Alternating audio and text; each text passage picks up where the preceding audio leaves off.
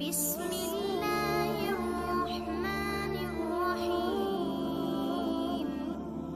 میں مسجد کوفے میں جمعہ پڑھایا جا رہا تھا اور ممبر پہ معمولی آدمی نہیں، مولا علی شیر خدا بیٹھے ہوئے تھے۔ خطبہ جمعہ ہو رہا تھا تو جناب علی المرتضیٰ نے جمعہ روک کے فرمایا، بتاؤ بھائی مسلمانوں سب سے بہادر کون ہے؟ بتاؤ۔ لوگوں نے کہا حضور آپ ہی سب سے بہادر ہے، زمانہ جانتا ہے۔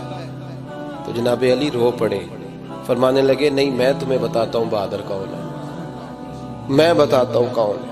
میں جب اللہ مجھے توفیق دیتا ہے نا، میں حرم کعبہ جاتا ہوں تو میں جب خانہ کعبہ کے پاس بیٹھتا ہوں نا تو میں یہ والی حدیث یاد کرتا ہوں، یہ روایت میری آنکھوں کے سامنے آتی ہے، اس کو میں اپنے ذہن میں حاشیہ خیال میں لاتا ہوں۔ جناب علی المرتضیٰ فرمانے لگے میں بتاتا ہوں بہادر کون ہے۔ جناب کون ہے؟ فرمانے لگے ایک دن ایسا بھی آیا کہ مکے کے سارے سردار کٹھے ہو کے محبوب پاک پہ حملہ کرنے لگے، حضور کو گرا لیا نبی پاک۔ میٹھا ہی کھانا صرف سنت نہیں، پتھر کھانا بھی سنت ہے، صرف حلوہ کھانا سنت نہیں، پتھر کھانا بھی اس سنت کو بھی ادا کرنا۔ کہتے ہیں تھوڑے سے میٹھے چاول بھی کھا لو، کھانے کے ساتھ سنت ہے۔ میں نے کہا بھائی کبھی کبھی پتھر کھانا بھی سنت ہے، اس پر بھی توجہ کریں، اس کا بھی تھوڑا خیال فرمائیں۔ کہتے ہیں حضرت علی کے کفار مکہ نے نبی پاک صلی اللہ علیہ وسلم کو گرا لیا اور معاذ اللہ تشدد کرنے لگے۔ فرماتے ہیں کوئی زور زور سے پکار رہا تھا، میرے کانوں میں آواز آئی جب میں گھر میں تھا، کوئی زور زور سے پکار رہا تھا، اور وہ کیا کہہ رہا تھا؟ کوئی ابو بکر کو خبر کرو، کوئی صدیق اکبر کو بتاؤ کہ قریش مکہ محبوب علیہ السلام کو تکلیف دے رہے ہیں، بتاؤ۔ حضرت علی کہتے ہیں جب تک میں باہر نکلا تو میں نے ابو بکر کو دوڑتے ہوئے دیکھا، صدیق اکبر کے پیروں میں جوتا کوئی نہیں، سر پہ ٹوپی کوئی نہیں، تینوں لب دیاں آپ گواچے، سانو اپنی خبر نہیں کوئی۔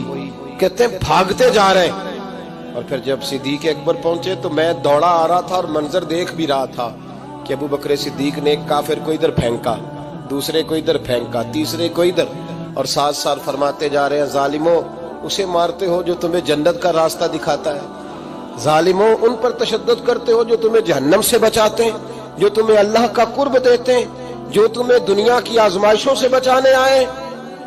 کہتے ہیں جب جناب صدیق اکبر نے دیکھا کہ پیچھے نہیں ہٹ رہے، بڑا مشکل کام نہیں کسی کے حصے کی مار کھانا، دین کا نام لے کے اپنا قد اونچا کرنا بڑا آسان ہے، لیکن 4 اینٹیں اٹھا کے کسی مسجد میں لگانی پڑ جائیں تو لوگوں کی شان میں کمی آتی ہے معاذ اللہ۔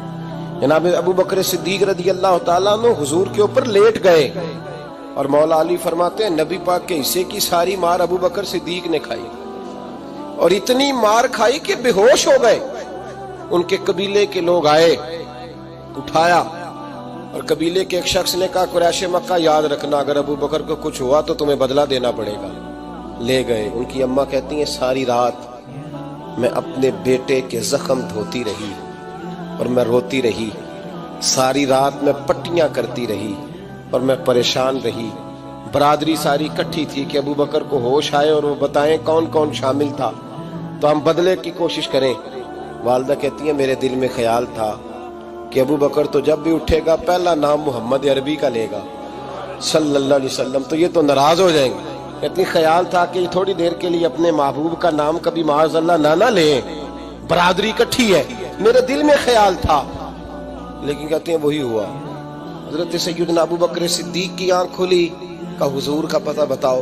اماں کہتی ہیں میں نے کان میں کہا ابو بکر ذرا ٹھہر جا، برادری ساری کٹھی ہے، تو حضور کا نام لے گا تو چلے جائیں گے۔ تو کہتے ہیں ابو بکر اٹھ کے بیٹھ گئے، کہنے لگے جس نے بیٹھنا ہے بیٹھے، جس نے جانا ہے جائے، مجھے برادری کی ضرورت نہیں، مدینے والے محبوب کی ضرورت ہے۔